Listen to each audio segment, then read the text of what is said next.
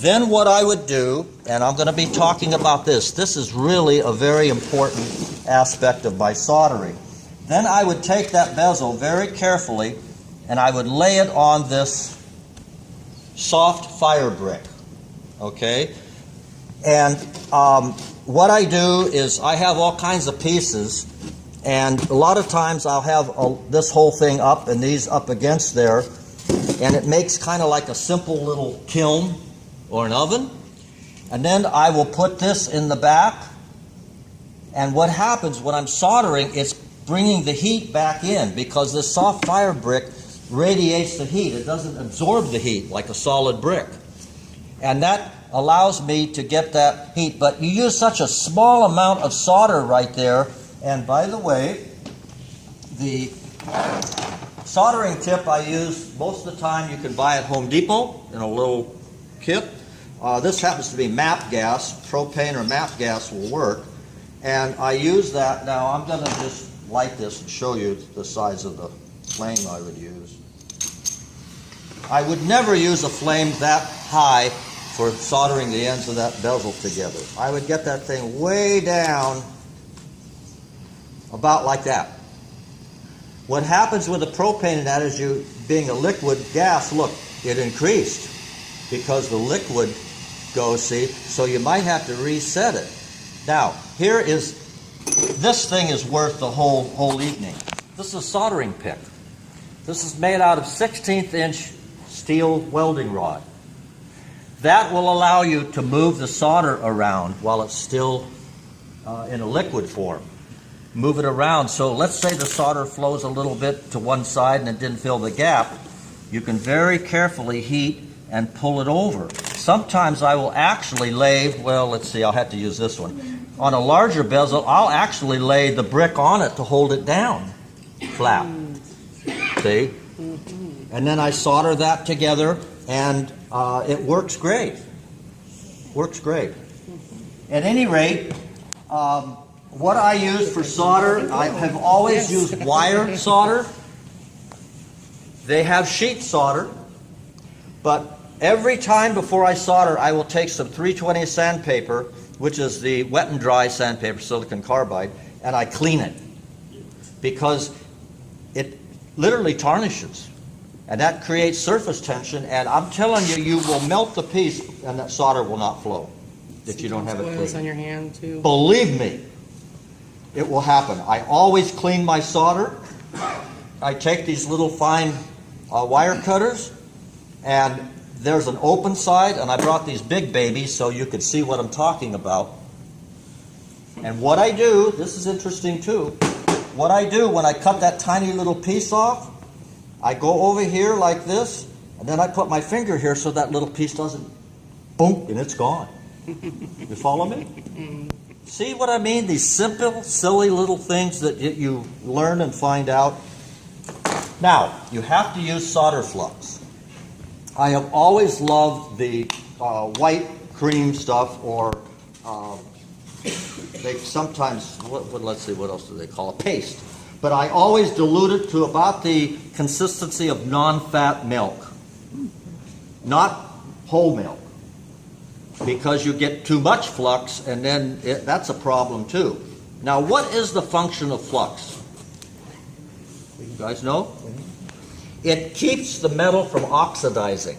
It puts a shield over it, so when you heat it up, it really speeds up the oxidation process, and therefore the solder will not flow. So you put the flux on, I flux my solder and the piece, and then what I do, you guys, is take my, I have to look where I put all this stuff. I take my tweezers, and I pick it up, and I very carefully lay it there, and I can move it around. So if here's my join like this, I want the solder to run across this way, not up this way, because it can real easily go to one side or the other.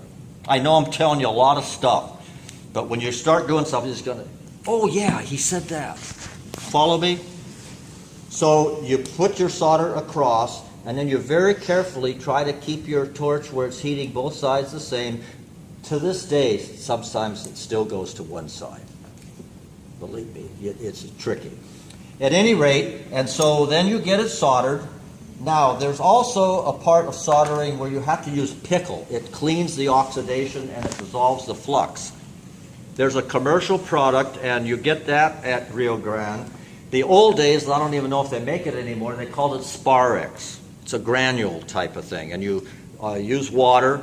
And then I have a little electric hot plate, and I use a Corning pot, and you get it about 140 degrees or so, just when it's starting to steam a little, but turn it off because you can very easily forget and it starts to boil.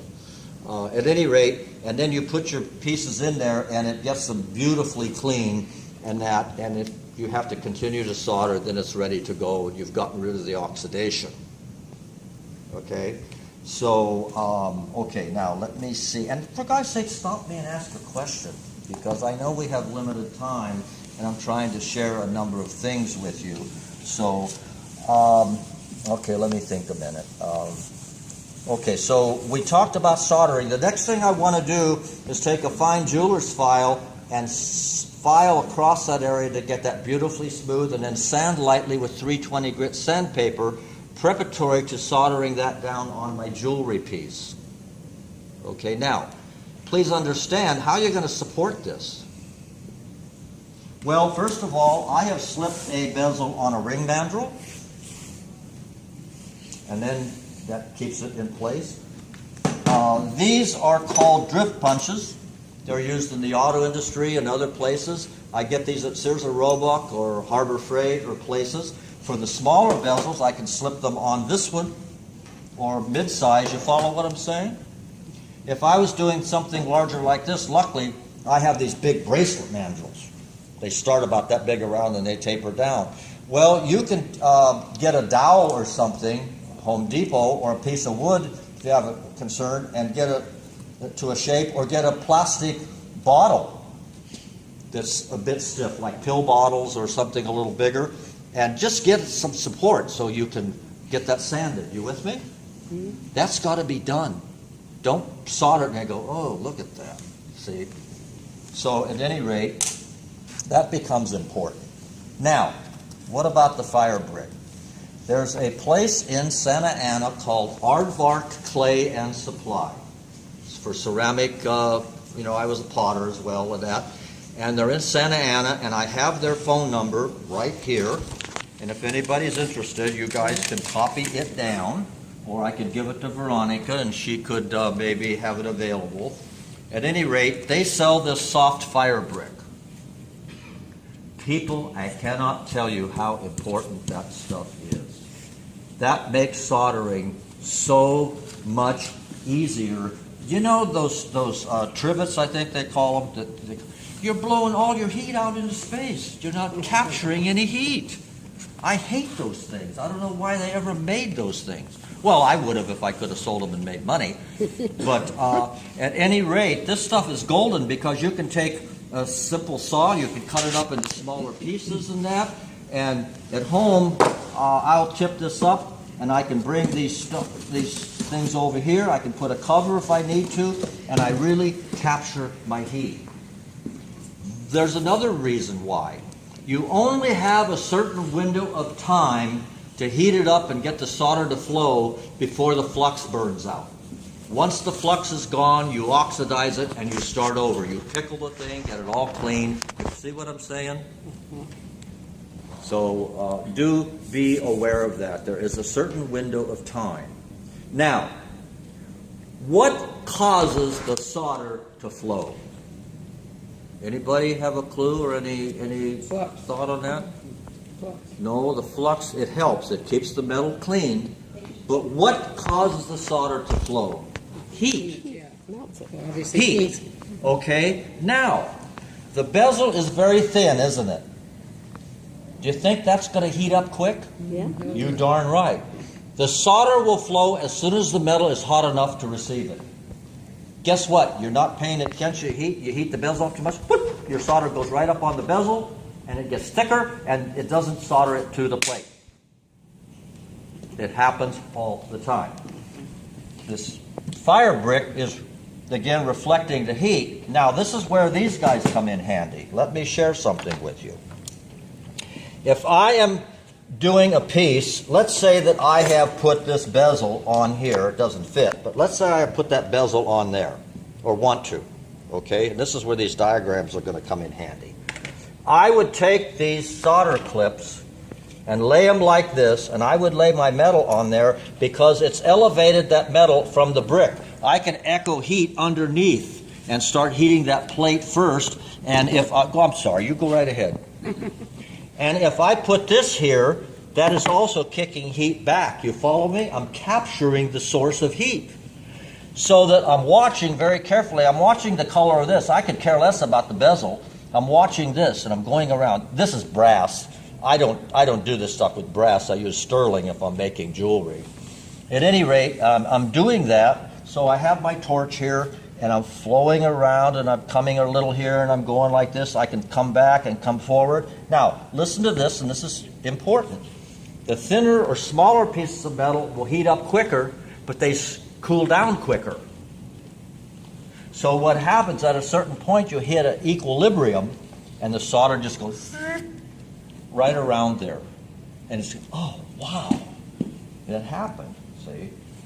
Now, if for some reason you overheat and the solder goes up on the bezel, don't worry about it. If you have some of these, you can very gently take that diamond. These are diamond, industrial diamond. You can very gently go around without thinning the bezel and clean that up. You with me? Mm-hmm. Don't get it on the outside because then you really create a mess. But you can clean that up. See, you're not lost. So be aware of that and such. Now,